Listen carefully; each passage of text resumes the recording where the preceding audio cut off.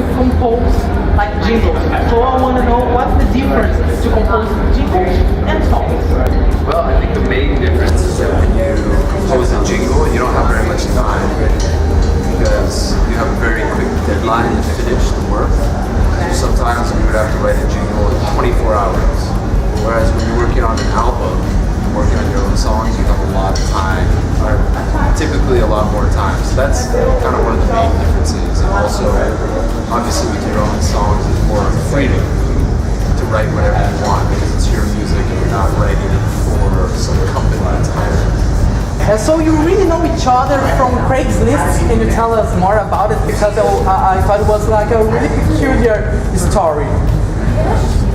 It sounds peculiar, but it's actually very simple. Craigslist is a free classifieds, online classifieds, and I was looking for work as a producer, and he was looking for a producer, and that's how we found each other.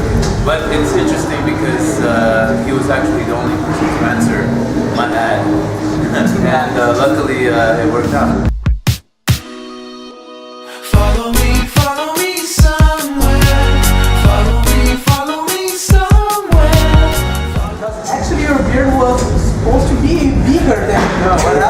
What happened with your beard, man? Because all of us want to know what's behind your beard. A chin. The chin? Yeah. Yeah. There's a chin behind my Very beard. serious. Yeah, isn't that crazy? Yeah. So your album's artwork was made by a Brazilian guy. Yes. So I want to know, how did you meet and how he got the job? João Lauro Fonte is originally from Porto Alegre. He's based in London currently, and we discovered him because we were looking at a very interesting T-shirt website that had unique designs on there, and the designs were curated by this website T-shirt company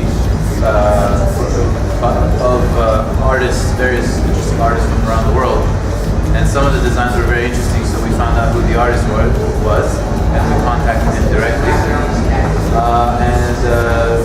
Ever since then, he's been doing pretty much all of our artwork for all of our albums and singles. So I love your videos, guys, and you're really creative. And I want to know the idea, where it came up, the idea from Kangaroo's Court video. There's a dark part of town where the girls get down, and I cannot wait for a chance to go. Wait for a chance to go. I got my bad luck shoes and every excuse to dance these blues away. Ain't coming home. I ain't coming home. Shut up, shut up, shut up. Sit up, sit up, sit up. It's a kangaroo court. Kangaroo court. All of our videos we get very involved creatively. Kangaroo Court was the one where we were probably most involved creatively as we co-directed it.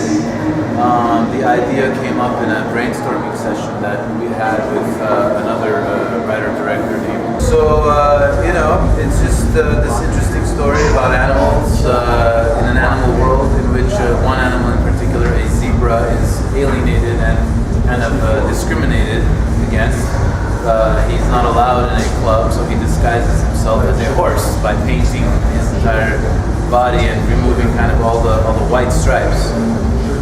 Of course, when it's discovered that he's actually an imposter, he is sentenced to death by a lion.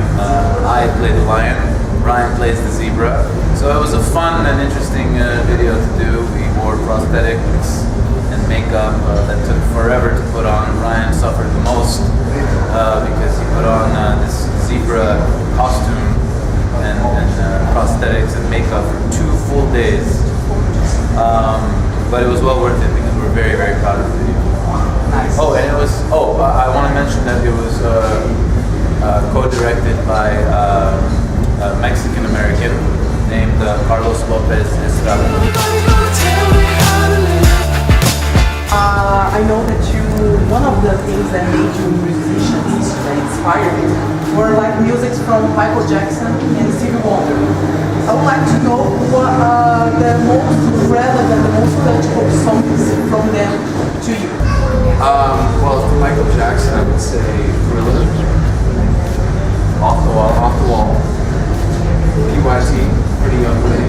Do you remember the time? And Rock With You. Steph when you did his first solo album?